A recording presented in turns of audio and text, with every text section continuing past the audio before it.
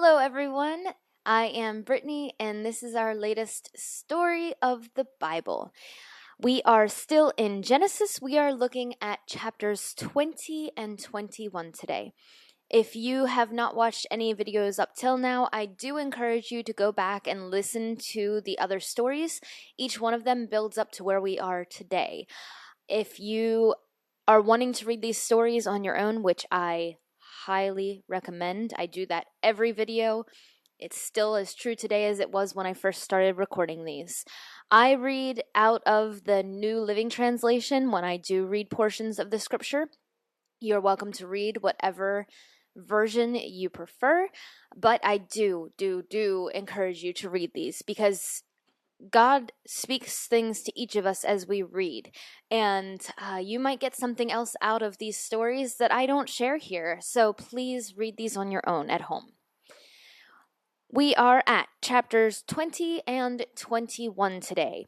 If you remember, we had the story of Sodom and Gomorrah last when God destroyed it, and right before that happened, God met with Abraham and once more promised that Abraham would have a son by his wife Sarah. And we know that they are very old at this point. We see later in these two chapters that Abraham is 99, 100 years old, so he's really getting up there in age, and Sarah is only a decade behind him. So being promised that they would have a son at these ages, Sarah laughed, Abraham laughed. It was kind of unbelievable because what woman can have a child at 90 years old? So that is where we are. We are still sitting on that promise. It hasn't come to pass yet, but they are still holding on to the promise of God. So we saw Sodom and Gomorrah destroyed, and we went into Lot's story, but if we remember, Abraham stood at a distance and watched it happen. So he sees this destruction, he moves on with his life, and in chapter 20, we find him settling in a land of Gerar, and there is a leader there, a king named Abimelech. And as we see this story unfold, we see Abraham falling into the same sin, the same pattern. Back when they were living in Egypt, he had Sarah say that she was his sister. And he does the same thing here. Now, if you read, we do see that they do share the same father, but different mothers. So technically speaking, it's not a lie. But rather than owning up to the fact that he and Sarah are married, he lies and says that she is his sister. And Abimelech, taking him at his word, brings Sarah into his household. God visits Abimelech one night and tells him, "Why have you sinned this way? You have brought another man's wife into your home." And Abimelech wakes up. He's fearful because God has told him he's going to be cursed because of this sin. And Abimelech says, "Lord, I didn't know. I am an innocent man. Are you going to destroy me and my household and my people because we were lied to and believed the lie?" And God tells him, "No, I know that you didn't sin in this. That's why I'm meeting with you now.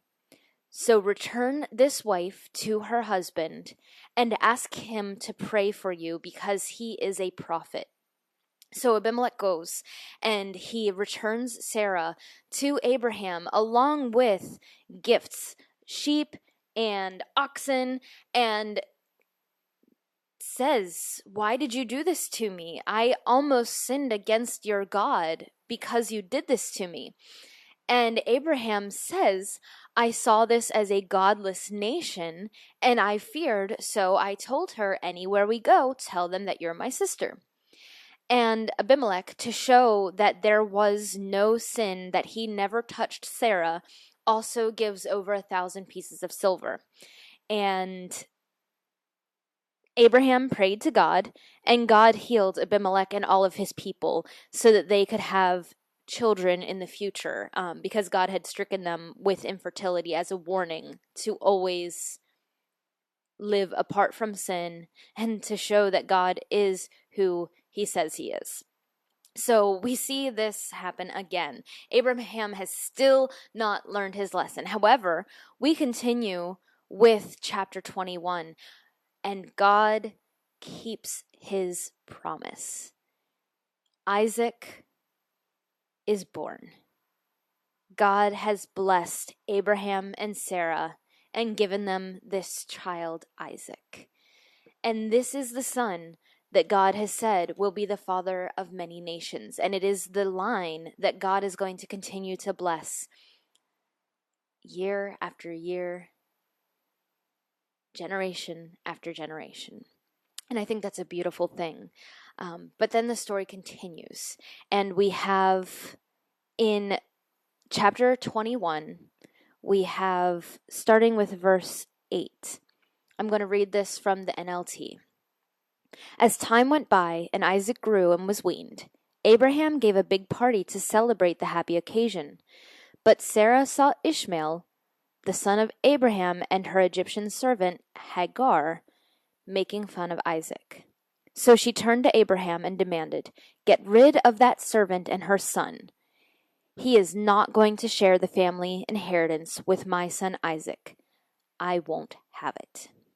This upset Abraham very much because Ishmael was his son.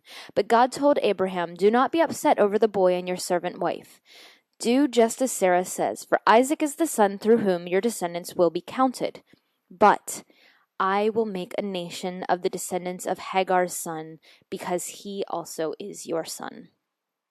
So Abraham got up early the next morning, prepared food for the journey, and strapped a container of water to Hagar's shoulders.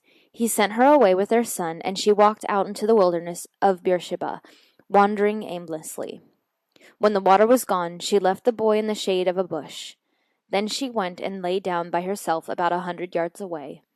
"I don't want to watch the boy die," she said, as she burst into tears. Then God heard the boy's cries, and the angel of God called to Hagar from the sky, "Hagar, what's wrong? Do not be afraid. God has heard the boy's cries from the place you laid him. Go to him and comfort him, for I will make a great nation from his descendants." Then God opened Hagar's eyes, and she saw a well. She immediately filled her water container and gave the boy a drink. And God was with the boy as he grew up in the wilderness of Paran. He became an expert archer, and his mother arranged a marriage for him with a young woman from Egypt. This story here is both heartbreaking and, in my opinion, encouraging, because we can see things as a curse, and yet God is in it. God has not forgotten us, and he will still take care of us no matter what our circumstances seem to be. I think this is a beautiful moment of God carrying through his promises. And Abraham never should have slept with the slave woman. Sarah never should have gotten upset about this because she made this mess on her own. She decided to give away her slave woman as a wife. And yet, God met them where they were. He saw their hearts. He knew he was still going to make a nation with Ishmael, and he never left Ishmael. It says here, God was with him as he grew. And I think we all need to keep that in mind. No matter what is happening in our lives, God is always going to be with us. He is always going to send salvation. In this story, he shows Hagar the well so that they can remain alive. For us, he sent Christ so that we could live in him.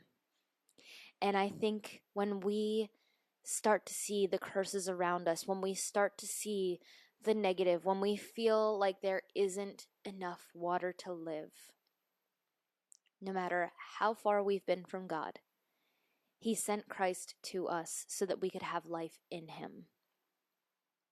And I want us to keep that in mind as we continue living our lives. Around that same time, Abimelech, from before, comes with the commander of his army, and he tells Abraham, "Look, I see that you are blessed by God. So I would like you to make a covenant with me that you will not deceive me, my children, or my grandchildren." And Abraham agrees. And then Abraham comes back to him and says, "Look, we dug this well. Your servants came and took it violently from my people, and I want it back." And Abimelech tells him, "Look, this is the first time you've ever mentioned this to me. So let's talk about this." So Abraham brings sheep and oxen, and they make a treaty. Abraham also brings 7 ewe lambs. And Abimelech asks him, why are these lambs here? And Abraham says that he's done it to prove that he is the one who dug the well. And they come to an agreement, and they name the place Beersheba, the well Beersheba, because that is the place where they made the vow. And then Abimelech takes the commander of his army, and they leave the area. And Abraham plants a tree, and they settle there, and he worships God, the eternal God, as it says here in the New Living Translation. And he continued to live there in the Philistine land for a long time. That concludes today's story of the Bible. We will continue next time with Abraham and Isaac's story. So keep your eyes open, and I look forward to seeing you soon. Hey everyone, it is Brittany here, and I just wanted to say make sure you subscribe here on YouTube so you can see all of my new videos and watch all the old ones. I hope that these stories are helping you learn, and I hope you have a great day. Thanks!